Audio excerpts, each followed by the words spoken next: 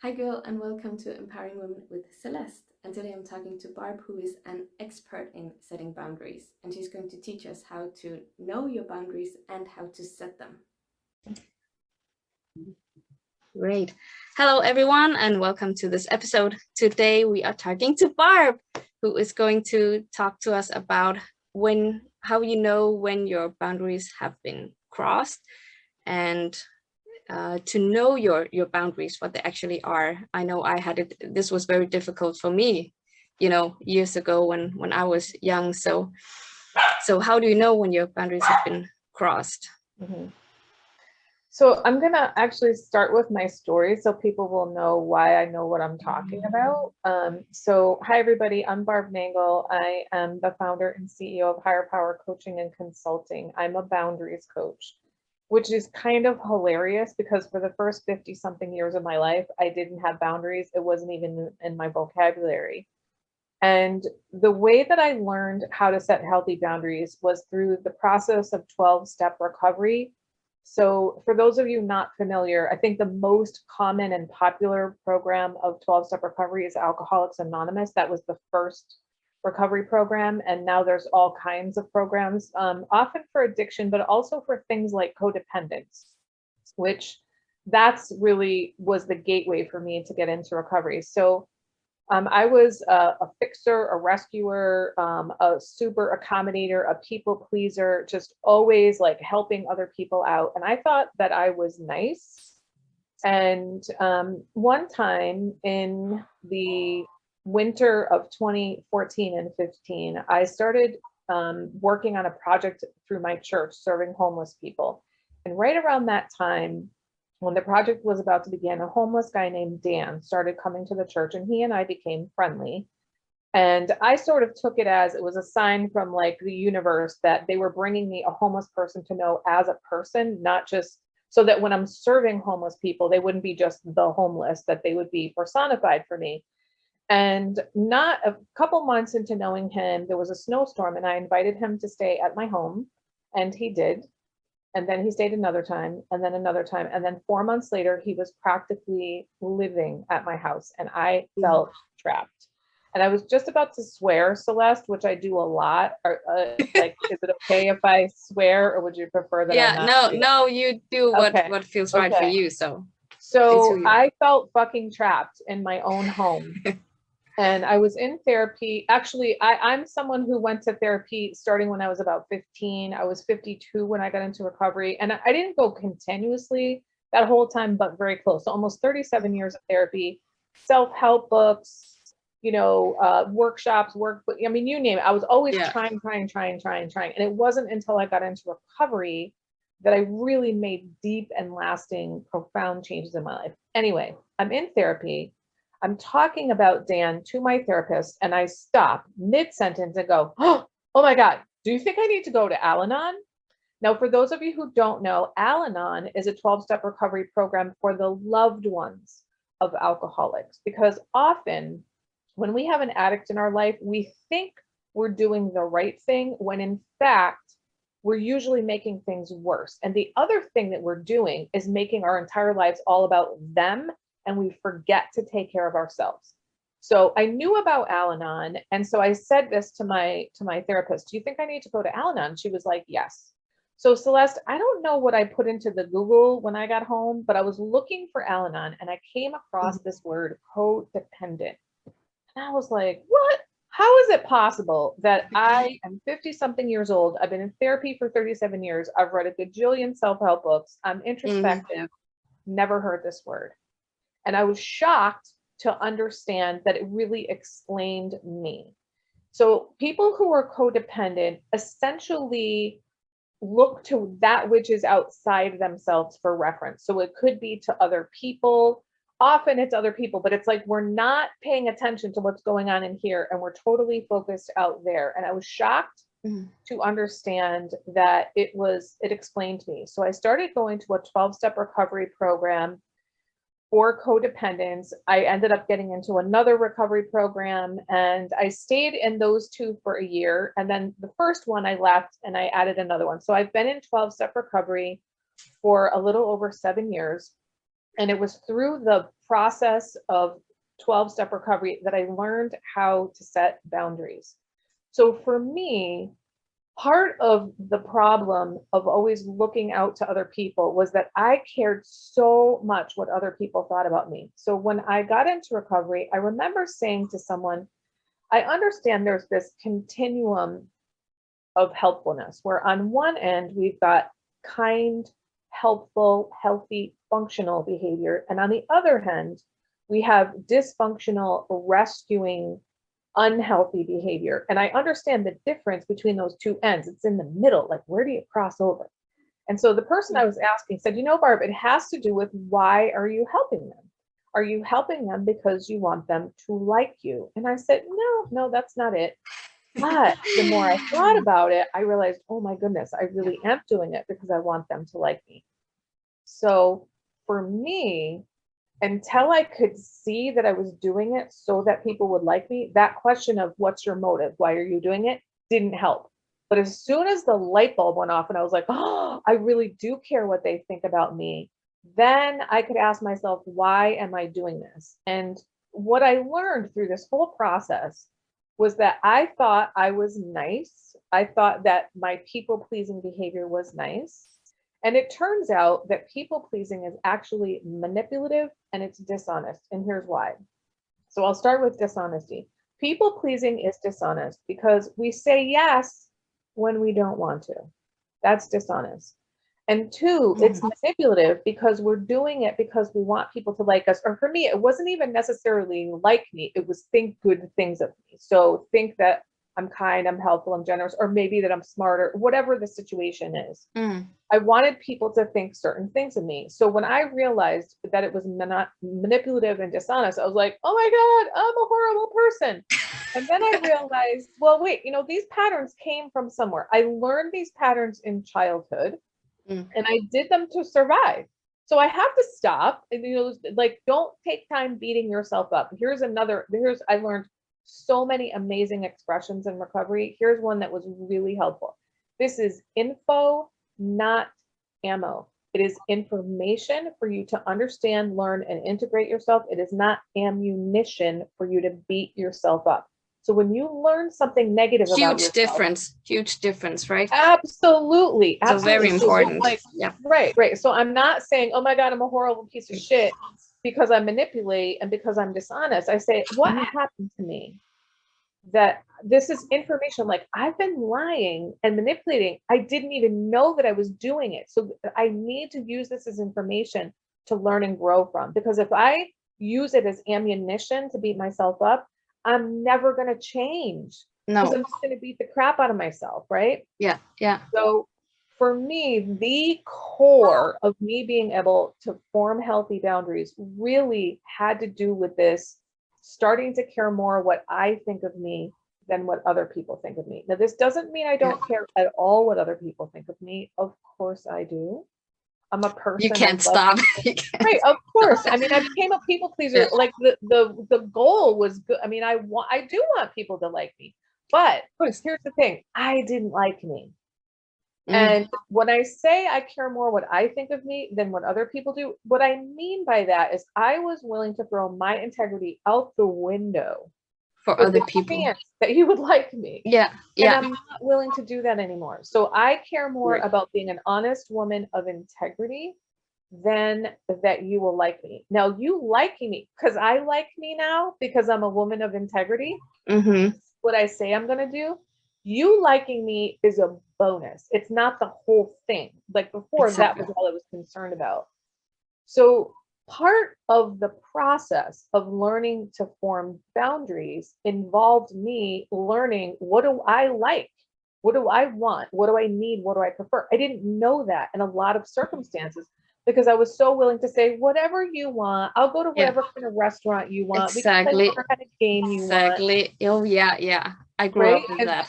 So one of the ways that I've heard people talk about forming healthy boundaries that makes sense to me is I've learned to form my real identity. My real identity is somebody who, like, I dated a guy who said, I really like to go to diners to eat out. Like, I don't mind going to a diner from time to time, but I like a wide variety of cuisines and a wide variety of restaurants.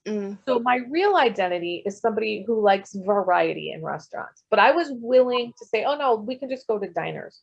Or in the United States, football, which is what everybody in the world we call soccer what you all call football, but the American version of football. All these different, and I happen to be a heterosexual woman, so I've dated men. So all the men that I've dated, I've been a New England Patriots fan. I've been a Dallas Cowboys fan. I have been a New York Giants fan. I've been a New York Giants fan twice and a Cowboys fan. Meanwhile, I don't care about football. I really don't. Oh, Jesus. Yeah. So when I'm saying like I formed my real identity, and I'll just give one other example of that.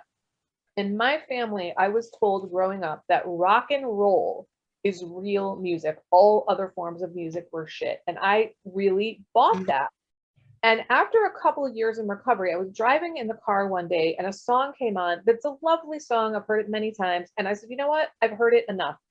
And I said, I'm done with the rock and roll. And I just hit the scan button on the radio so that it would just like whatever the next station that tuned in. And I let it land wherever it landed. And if I liked the way the music sounded, I kept it on that station. And I did this to experiment. And I decided it doesn't matter what station it is. It doesn't matter what genre the music is. I don't care who the artist, the album, the name of the song, what year. Either I like it or I don't like it. And it turns out that I like dance music, I like pop music, and I like indie rock. But I didn't know these things because I was told rock and roll is real music. That wasn't my identity. It was an identity handed to me by my family. Yeah, this is the right thing. Right. So this process of discovering what I like and don't like is part of what happens when you're learning to form healthy boundaries.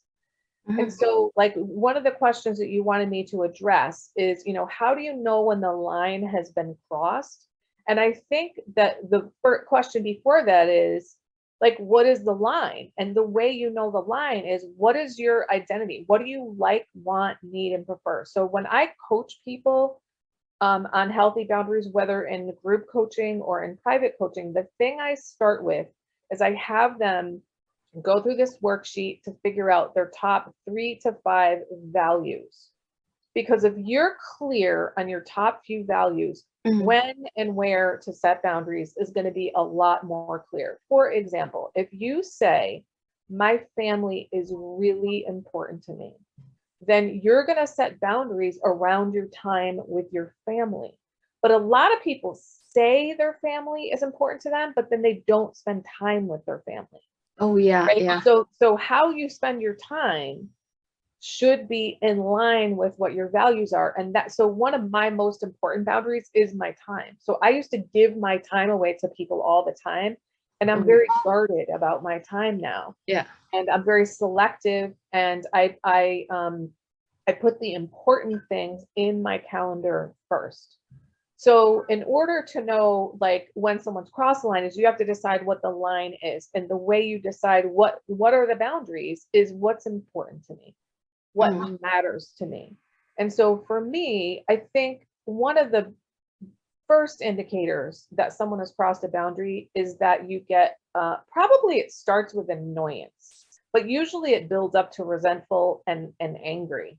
Yeah. And typically for people who have horrible boundaries, I know that a lot of them are worried about being mean to people and hurting people's feelings. So I want to make a distinction between hurting someone and harming someone. And here's a metaphor that I love. It might hurt you to take a needle to take a splinter out of your finger, but it's not going to harm you. In fact, it's going to heal you. It might hurt someone's feelings when you set a boundary with them, but it's not going to harm them. In fact, it might heal the relationship because you're being honest with them. And it will heal you because you will start to get to know yourself better and discover your real identity.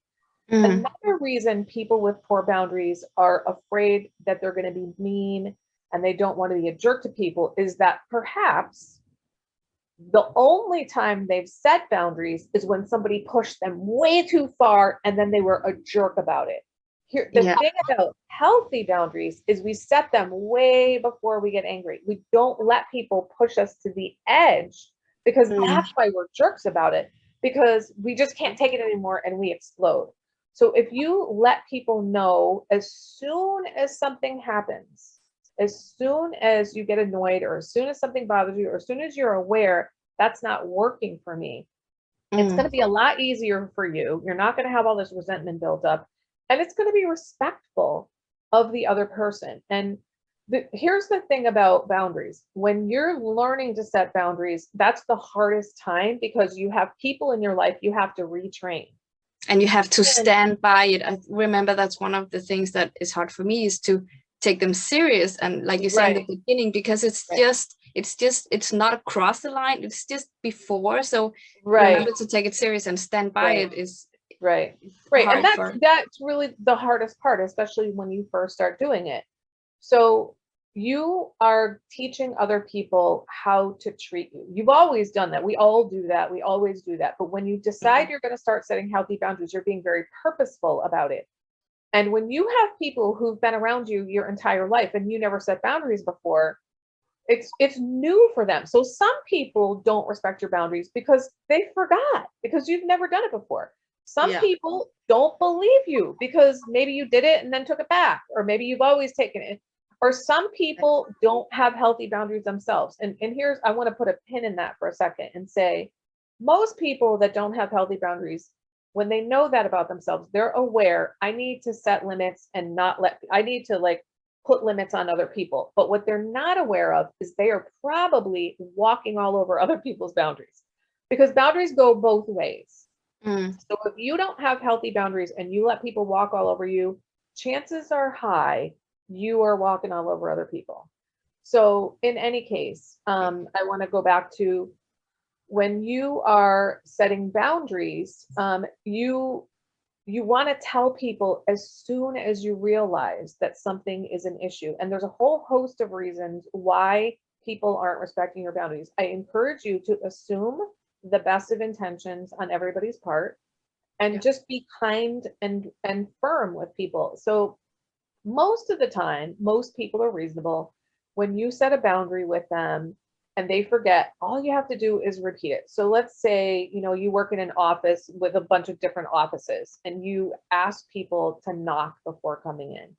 And somebody comes in and you go, please knock before coming in. And then they do it again. You say, I guess you must have forgotten that I wanted you to knock. And then if they do it again, please, I'd really like you to knock before you come in. And then maybe if it's the fourth time, you say, I'm going to have you step outside and knock on the door before you come in, so that they know that you're serious. So you're not getting mad. You're not getting upset. You're just assuming they forgot. Now, there are certain people who are, and like, the time to get really forceful is when someone absolutely will not take no for an answer, when someone is inebriated, when someone is mentally ill, when someone has a personality disorder or something like that.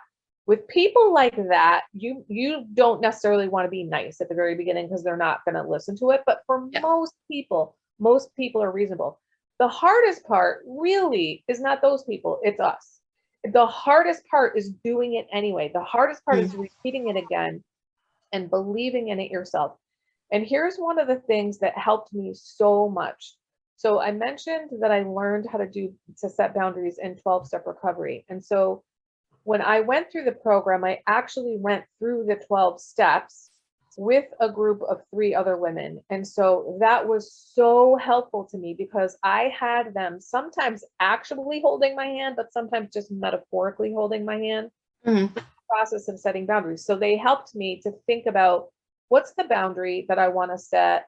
When is the right time to tell the person? What are the words I want to use? So I had someone sort of processing with me. And that support from someone else is absolutely invaluable. And I don't think I understood until 2 years later how important it was. And so one of the techniques I learned for really doing any new behavior in recovery that's been super helpful to me is what I was told is called bookending. So you bookend with a person before and after you do the new behavior. So if you're setting a boundary with someone, it could even be a boundary with yourself. Like you could bookend with somebody and say, hey, I'm going to text you and tell you that I'm going to meditate for 15 minutes today. And then later in the day, after you meditate, you bookend with them. You say, so like an accountability partner, right, buddy. exactly. Yeah. So Okay, that's the super simple way of bookending. But the really complex way of bookending, say you have a really, really difficult boundary to set.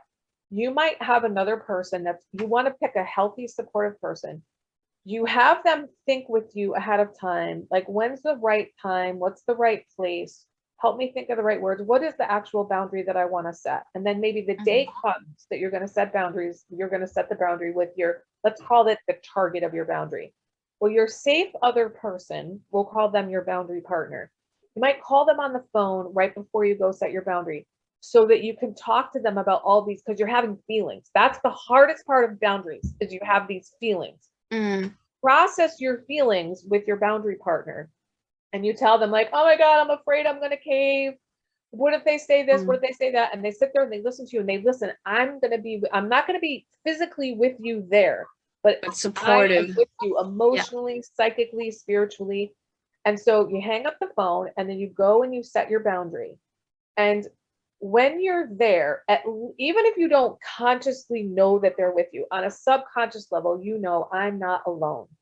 Then when you leave, you go back and you call your partner and then you process your difficult emotions with them again. When you do that, you are so much less likely to just launch your emotions at the target of your boundary because you've processed them before and after. And that's when we cave, is when we're like, okay, fine. All right, I didn't mean it, right? But if you know that you're going to be able to process your emotions with your safe, healthy other person before and after, you're so much less likely to do that. The other thing is that one of the things that I realized in my process of recovery is that I grew up in a dysfunctional family. I mean, I guess I probably knew that, but I didn't know what healthy separation was. I knew abandonment and I knew enmeshment. So abandonment is typically emotional. Sometimes it's literal abandonment. And enmeshment is when everybody's in everybody else's business, when your family is telling you rock and roll is real music, you know, that kind of stuff, right? Yeah. So I didn't know healthy separation. And so when I went to set boundaries with people, it felt like abandonment to me. So when I have this person that I'm bookending with, I know I'm not abandoned. So I would say, like, learning how to get a safe, healthy person on your side. So maybe it's a therapist. If you're in 12-step recovery, maybe it's your sponsor, but you want to pick somebody who's going to emotionally be supportive of you for something like that. So I think I addressed like how to know when the line is crossed. Yes. Do you feel like that I answered that? Yes, but I think it just here in the end we just do a recap, so a quick recap of what you've been through and the most important keywords. And yeah. So I think first you have to know what the boundary is, and the way you know that is by figuring out what's important to you or what your values are and who you are. Right, like you figure out your identity. The way I think of it is like I've figured out the boundary of Barb, like my real identity, the shape of me. I know where I end and other people begin, whereas in the past I didn't. Yeah, what's mine and what's yours. Right. And so I know now that when somebody tells me that I shouldn't listen to that music because it's shit, I don't have to internalize that. I don't have to believe that. So like that's probably not the best example of like when a boundary is crossed, but let's use the walking in the door example, right? You've asked someone, like you want people to knock on the door for whatever reason. Maybe it's because you want a moment to be aware that they're coming in your door. Maybe or it's because maybe to make it more relatable, it's if you're in your room and sometimes you're doing something that other people shouldn't know about or see or whatever, so you just want them to, because sometimes you are changing your clothes or whatever. Right.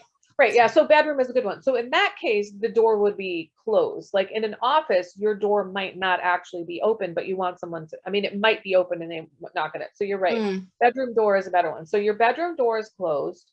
and people in your family just walk in, and you've decided that's no longer okay.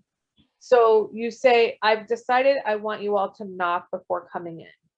And maybe they forget and they keep coming in. So maybe you put a sign on the door that says, please knock. Or maybe you lock the door. Or maybe you say, I'm saying like not the first time, you know, and then maybe you say, listen, I really want you to knock. Please knock. I would like you to knock. And then you would do something like lock the door or put something in front of the door so that they get the point across. Yeah. Okay? So for me, the way that I know a boundary has been crossed is because I start to get this like welling up of pressure in my chest.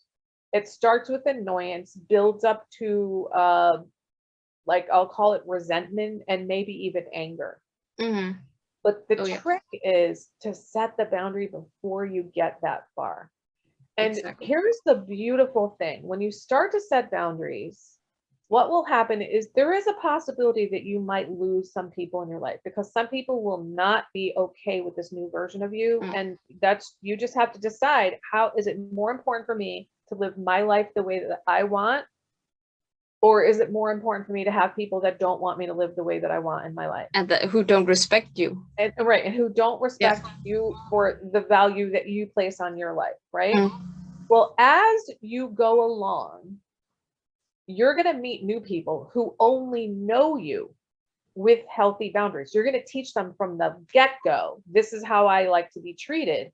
And they're going to be okay with it, or they're not going to stick around.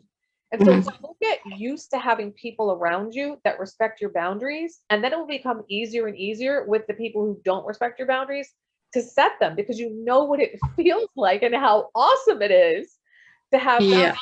I got to tell you, Celeste, I cannot really explain how deeply and profoundly having healthy boundaries has affected my life. It literally permeates every single crack and crevice of my life. I'm continually, especially because I coach on it now and I work with all kinds of people. I'm like, oh my God, that's a boundary. Oh my God, that's a boundary. Oh my God. I'm just so amazed at how incredibly pervasive boundaries are in our lives. They really are. And then when you said how to set boundaries with someone who doesn't respect them, I think I've covered that as well. You know, we've been on a little bit, but I think we'd like to do another one on that, because it's a more difficult subject maybe. Yeah. So you want to start by being kind and polite. And I have what I call this 3 strikes method, which is, you know, you're kind and polite, then you're polite and firm, and then you might have to be a dick about it. And usually you don't have to do that, but sometimes you do if you've repeated it over and over and over again and they won't listen. Now, here's the other thing, is you have to also pick your battles. I want to give my brother as an example. So my brother is a highly dysfunctional person. He is a very, very loud person, and he really likes to talk about politics. And I don't. Even though he and I agree politically, he will yell, right? So when I first started setting boundaries, I would say to him, listen, you know, my ears hurt, you know, can you talk quieter? And I don't really want to talk about politics, and I would change the subject. And I'll tell you something, Celeste, I can't tell you how many times I had that conversation with him. He's literally incapable of speaking in a normal tone of voice. I think we all know someone like that. Right. And he's incapable of not talking about politics. So I can't change him. That's what I think most people think boundaries are. They think I'm going to set a boundary and other people will change. No, you're the one. Doesn't always work. Right. It doesn't. It doesn't work. So what I've had to do with my brother is reduce the amount of time that I spend with him. Yeah. Because I can't tolerate it. So I have a very small window of time that I can spend with him, and I don't see him very often. So not only have I reduced the amount of time I spend with him, but I reduced how frequently I see him. Yeah. Okay. So there are some people who are never going to do what you want them to do. And so the question is, what are you going to do about it? Your behavior has to change.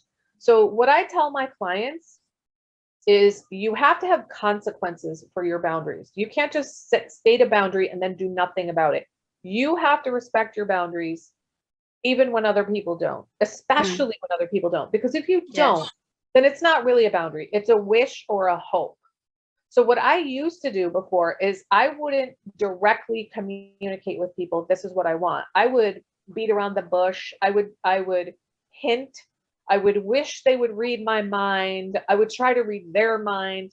But when you're learning to form healthy boundaries, you must learn to communicate directly. So boundaries are clear, they're not murky. And so you're both to you and to other people. Right. So that's why you need to decide. And the other thing is that deciding ahead of time, that's why knowing your values is so important.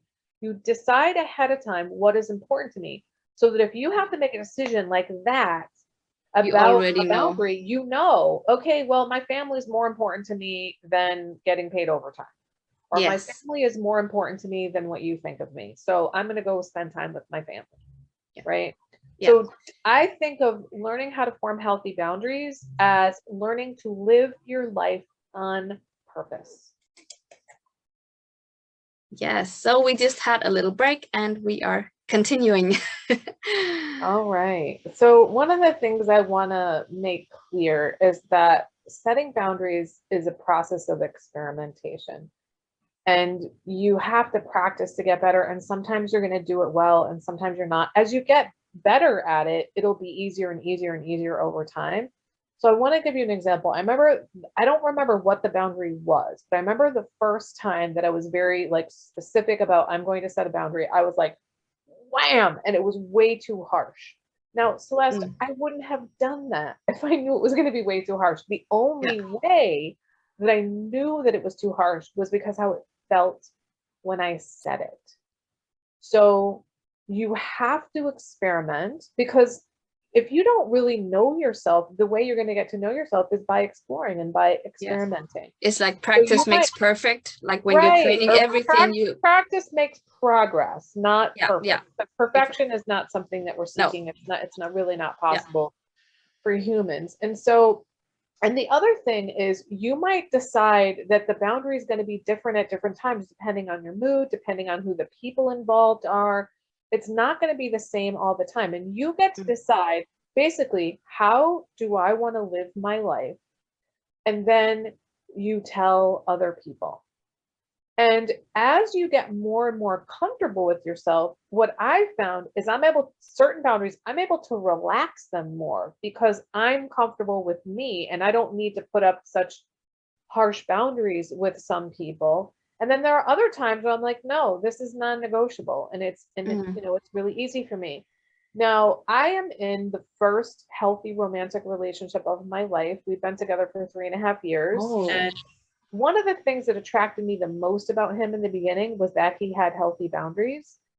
And my podcast episode that's coming out tomorrow is called Boundaries in the Bedroom. And it's literally talking through all the boundaries that we set to establish our relationship going, through the whole thing, and includes, and I don't go into any details about anything in the bedroom, but I talk about talking about the bedroom and other things that we established the boundaries in our relationship. But I will say, as close and intimate of a relationship I have with my sweetheart, it is still difficult, is not really the right word. But I'll give you an example of something that happened just last week. So he has an iPhone and I don't. And he used to have an iPhone charger here at my house. I don't know what happened to it. And then one day he discovered that the charger from my earbuds works on his phone. And I'm the kind of person who, I have a place where my earbuds charge. That's where they charge, and they don't leave that place except for when I'm using them, right? Well, he would take my charger and bring it up to the bedroom and plug it in next to his side of the bed and leave it there. And I said, you're welcome to use that. Please put it back. And after the second time when he didn't put it back, I said, I know that this is picky, but please bring your own charger over here. You know how I am. I want my charger where I want it. I don't want to have to go, oh my God, where's my charger? Oh, that's right. It's upstairs, and go upstairs. I don't want to have to do that because it's my house. I get to live however I want in my house. Now, it wasn't really hard. I didn't want to do it, but I wouldn't call it difficult. And the fact that I said to him, I know that this is going to be picky, like it made it easier for me to say, because I know it's picky and I don't give a shit because it's my fucking house and I get to have my charger wherever I want. So it wasn't hard. I didn't really want to do it, but I knew if I don't do it, I'm going to be mad at him and I'm going to be resentful at him. Yeah. But and it's going to escalate. Resentful at him is not because he didn't, it's because he didn't read my mind. You know, like he didn't read my mind. So I have to come out and tell him. Oh, this yeah. is a problem for me, right? So when I say, you know, you experiment, there are some times when you're just going to be like, it's not really that important to me. So maybe if it's like I had this client who was like, I'm not letting people walk all over me anymore. I'm not going to take shit from people. And we had to go through this situation. Like if it's a stranger, you might want to let it go because you're never going to see them again. No. Right. But it also might be, if it's a stranger, you're not going to let it go because the consequences are so much less. Like you might want to start setting boundaries with strangers first because it's easier with them. So you're like, listen, don't talk to me like that. You know, or, you know, you gave me the wrong change, or that's not the kind of salad that I ordered. Right. It might be easier to start with strangers. Yeah, and with small things, like you just said, you get to decide, do you want to experiment with strangers because you don't have the emotional relationship with them, or do you want to let things go with strangers because you don't have an emotional relationship? It depends on the situation, you know? There's so much that depends with boundaries. Yes. Yeah, well, we got through a lot fast. So, and I think you already did a little recap, right? We went through like the things I have been writing down was like, knowing who you are, knowing your values. And then like you said, bookend, I would call it like have an accountability partner, a friend, somebody you can that can hold you accountable to these things.